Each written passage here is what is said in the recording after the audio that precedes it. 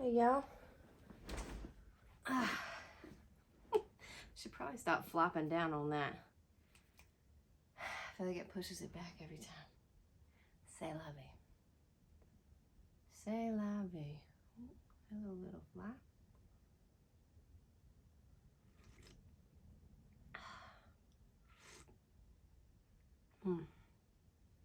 Needed something for my throat. It's not too bad, just a little scratchy. Let's get into it, shall we? Today we got chapter 15, The Old Ostler. After this, it was decided by my master and mistress to pay a visit to some friends who lived about 46 miles from their home, and James was to drive them. The first day we traveled 32 miles. There were some very long, heavy hills, but James drove so carefully and thoughtfully that we were not at all harassed.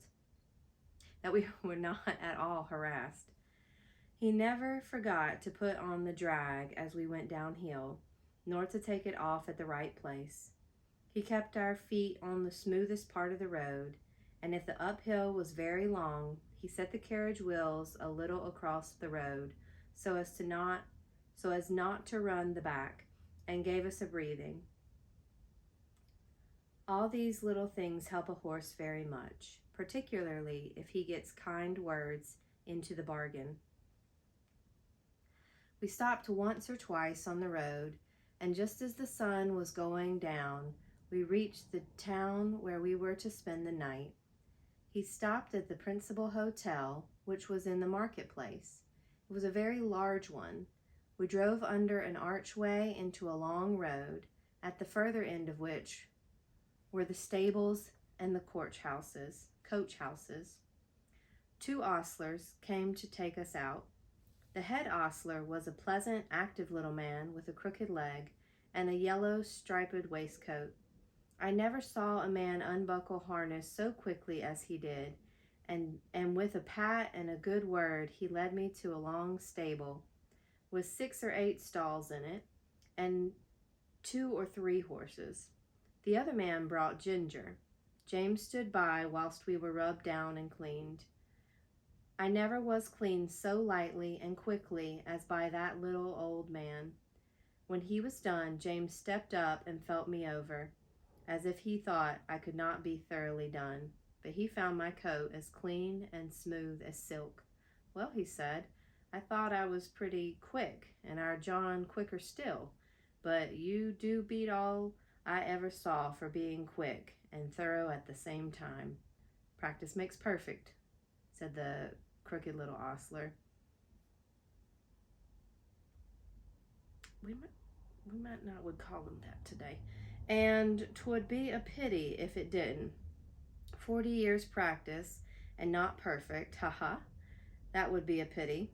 And as to being quick, why, bless you, that is only a matter of habit.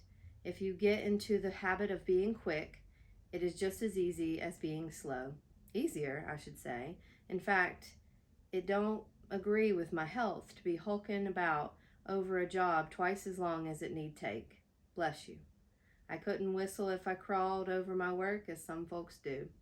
You see, I have been about horses ever since I was 12 years old, in hunting stables and racing stables, and being small, you see, I was a jockey for several years.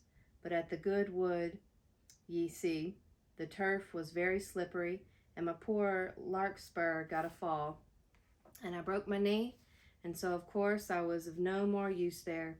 But I could not live without horses, of course I couldn't. So I took to the hotels, and I can't tell you, it is a downright pleasure to handle an animal like this, well-bred, well-mannered, well-cared for. Bless ye. I can tell how a horse is treated.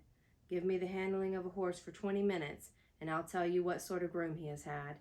Look at this one. Pleasant, quiet, turns about just as you want him, holds up his head to be cleaned out, or anything else you please to wish. Then you find another, fidgety, fretty, wouldn't move the right way, or starts across the hall, tosses up his head as soon as you come near him, lays his ears and seems afraid of you, or else quarrels about at you with his heels? Poor things. I know what sort of treatment they have had. If they are timid, it makes them start or shy. If they are high-mettled, it makes them vicious or dangerous. Their tempers are mostly made when they are young. Bless you. They are like children. Train them up in the way they should go, as the good book says, and when they are old enough, they will not depart from it, if they have a chance, that is. I like to hear you talk, said James. That's the way we lay it down at home, at our master's. Who is your master, young man? If it be a proper question, I should judge he is a good one from what I see. He is Squire Gordon of Birtwick Park, the other side the Beacon Hills, said James. Ah, so, I have heard tell of him. Fine judge of horses, ain't he? The best rider in the country. I believe he is, said James, but he rides very little now since the poor young master was killed. Ah, poor gentleman. I read all about it in the paper at the time. A fine horse killed too, wasn't there? Yes, said James. He was a splendid creature, brother to this one, and just like him. Pity, pity, said the old man. 'Twas a bad place to leap, if I remember. A thin fence at top, a steep bank down to the stream, wasn't it? No chance for a horse to see where he is going. Now, I am for bold riding as much as any man, but still there are some leaps that only a very knowing old huntsman has any right to take. A man's life and a horse's life are worth more than all the fox's tails. And at least I should say they ought to be. During this time, the other man had finished ginger and had brought our corn, and James and the old man left the stable together. I'll show you a little picture of the hunt. Oh. And then there's another one here.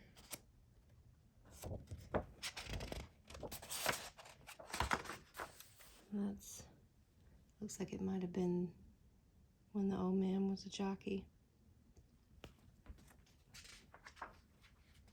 We'll do one more. Let's do one more. Chapter 16, The Fire. Later on in the evening, a traveler's horse was brought in by the second ostler, and whilst he was cleaning him, a young man with a pipe in his mouth lounged into the stable to gossip. I say, Towler, said the ostler, just run up the ladder into the loft and put some hay down into this horse's rack, will you?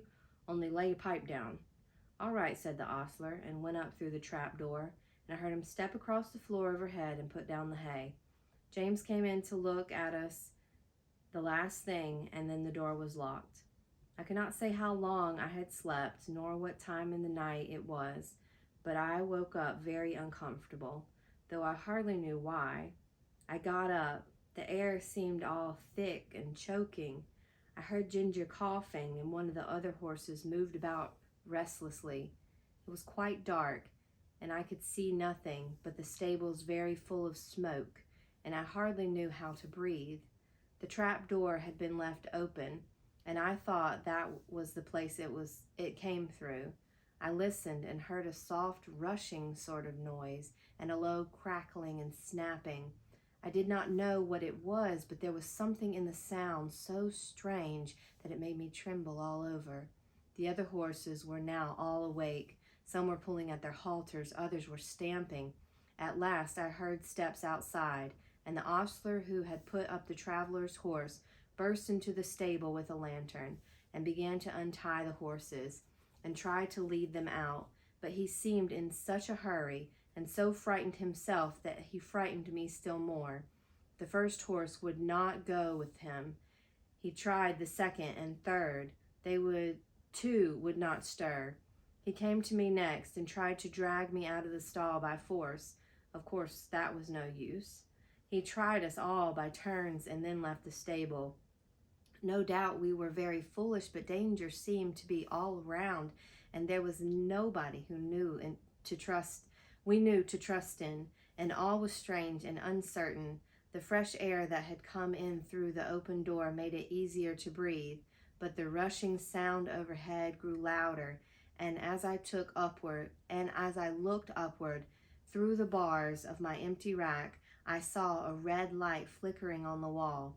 Then I heard a cry of fire outside, and the old ostler quietly and quickly came in. He got one horse out and went to another, but the flames were playing around the trap door, and the roaring overhead was dreadful. The next thing I heard was James's voice, quiet and cheery, as it always was. "Come, my beauties, it is time for us to be off. So wake up and come along." I stood nearest the door, so he came to me first, patting me as he came in. "Come, beauty, on with your bridle, my boy. We'll soon be out of this smother." It was on in no time. Then he took the scarf off his neck and tied it lightly over my eyes. Patting and coaxing, he led me out of the stable. Safe in the yard, he slipped the scarf off my eyes and shouted, "Here, somebody, take this horse while I go in back for another." A tall, broad man stepped forward and took me, and James darted back into the stable. I set up a shrill whinny as I saw him go. Ginger told me after that whinny was the best thing I could have done for her, for had she not heard me outside, she would have never had the courage to come out. There was much confusion in the yard, the horses being got out of their stables and the carriages and gigs being pulled out of the houses and sheds, lest the flames should spread further. On the other side of the yard, windows were thrown up, and people were shouting all sorts of things, but I kept my eye fixed on the stable door, where the smoke poured out thicker than ever, and I could see flashes of red. Presently I heard above all the stir and din a loud, clear voice, which I knew was our master's. "James Howard! James Howard! Are you there?" There was no answer, but I heard a crash of something falling in the stable, and the next moment I gave a joyful neigh, for I saw James coming through the smoke, leading Ginger with him. She was coughing violently, and he was not able to speak. "My brave lad," said master, laying his hand on my shoulder, "are you hurt?"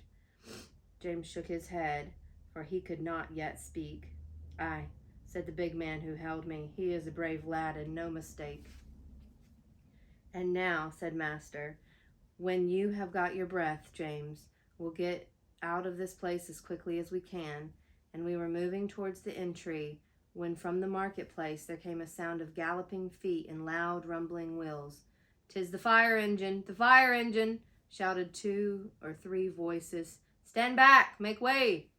And clattering and thundering over the stones, 2 horses dashed into the yard with the heavy engine behind them. The firemen leaped to the ground. There was no need to ask where the fire was. It was torching up in a great blaze from the roof. We got out as fast as we could into the broad, quiet marketplace. The stars were shining, and except the noise behind us, all was still. Master led the way to a large hotel on the other side, and as soon as the ostler came in, he said, "James, I must now hasten to your mistress. I trust the horses entirely to you. Order whatever you think is needed." And with that, he was gone. The master did not run, but I never saw a mortal man walk so fast as I did that night. There was a dreadful sound before we got into our stalls, the shrieks of those poor horses that were left burning to death in the stable. It was terrible, and made both Ginger and me feel very bad. We, however, were taken in and well done by. The next morning the master came to see how we were and to speak to James. I did not hear much, for the ostler was rubbing me down, but I could see that James looked very happy, and I thought the master was proud of him. Our mistress had been so much alarmed in the night that the journey was put off till the afternoon, so James had the morning on hand, and went first to the inn to see about our harness and the carriage, and then to hear more about the fire. When he came back, we heard him tell the ostler about it. At first, no one could guess how the fire had been caused, but at last a man said he saw Dick Trowler go into the stable with a pipe in his mouth, and when he came out, he had not one, and went to the tap for another. When the under ostler said he had asked Dick to go up the ladder to put down some hay, but told him to lay down his pipe first, Dick denied taking the pipe with him, but no one believed him. I remember our John Manley's rule, never to allow a pipe in the stable, and thought it ought to be the rule everywhere. James said the roof and floor had fallen in, and that only the black walls were standing. The two poor horses that could not be got out were buried under the burnt rafters and tiles.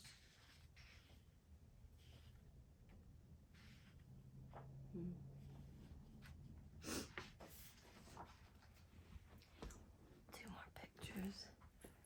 Show you this one. And that's, of course, of John leading the horses out.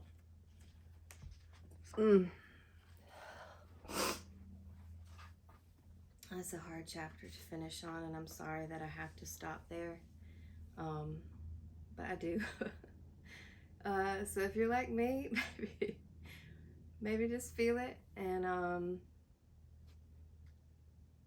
let it pass, or let it stay, or whatever you need to do. And I'm sorry that I'm having to end there. Perhaps maybe I'll have time to come back tonight.